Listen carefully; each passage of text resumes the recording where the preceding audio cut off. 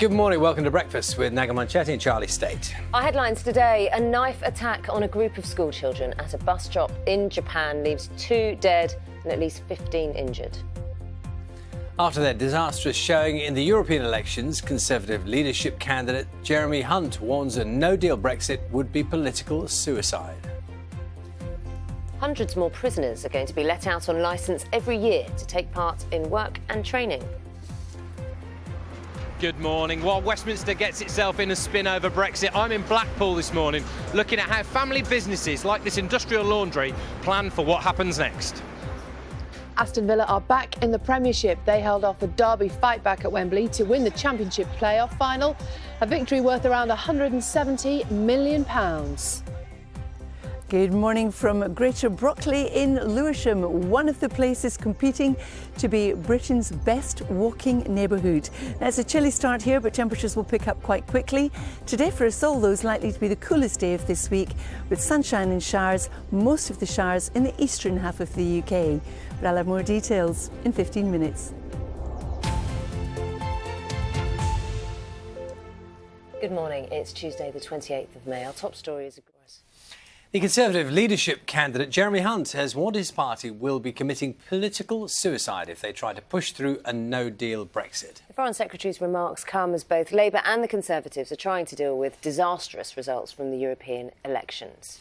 Let's talk to our political correspondent Jonathan Blake, who's joined us now from Westminster. Jonathan, Jeremy Hunt is a significant figure within the Conservative Party, and this issue of where you stand on no-deal Brexit is becoming, if you like, the defining element amongst those who would be Prime Minister.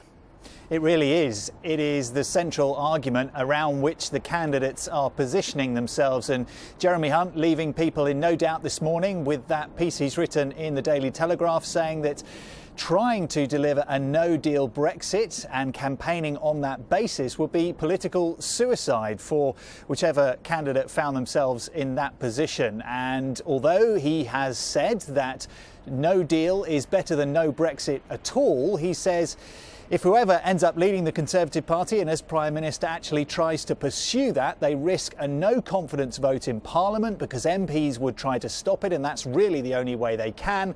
And he said that would leave Jeremy Corbyn in number 10 by Christmas, because the only real result will be a general election. Esther McVey, one of the other candidates, very much on a different side of the argument, shot back quickly last night, saying that the real risk of political suicide would be not delivering Brexit by the end of October. So expect more arguments on either side of this as the race continues. Yes, and the shockwaves from the European elections having a big impact on all parties. Talk to us a little bit about Labour.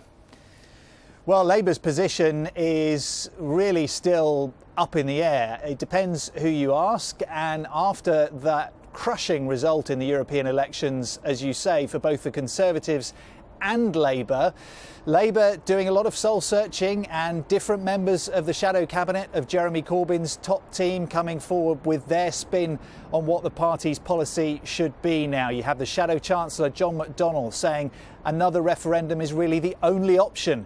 You have the deputy leader, Tom Watson, saying that the party clearly got it wrong and needs to move quickly now. But Jeremy Corbyn, in a letter to MPs, while saying that he's listening, does say that a second referendum is something which Labour will consider and is ready to hold on any deal. But I think there is a call for clarity from all sides now, and all eyes on Jeremy Corbyn as to whether he will move to clarify Labour's position or change it anytime soon. Jonathan, thank you. There is lots coming up on the programme today. It looks like we're heading for some sunshine this weekend. Well, Carol's going to bring us all the details from South East London, Greater Brockley. It's among the places competing to be named Britain's best walking neighbourhood. And you can see why, looking at that. 10% luck, 20% skill, 15% concentrated power, will, 5% pleasure, 50%. Remember the name. We're joined by rapper Ms Banks, who fronts the new trailer for the Women's World Cup. And to someone who's been described as the godmother of the Me Too movement, we're joined by award-winning playwright and author Eve Ensler, who's behind the phenomenon that's the Vagina Monologues, to discuss her new book and her global campaign to end violence against women and girls.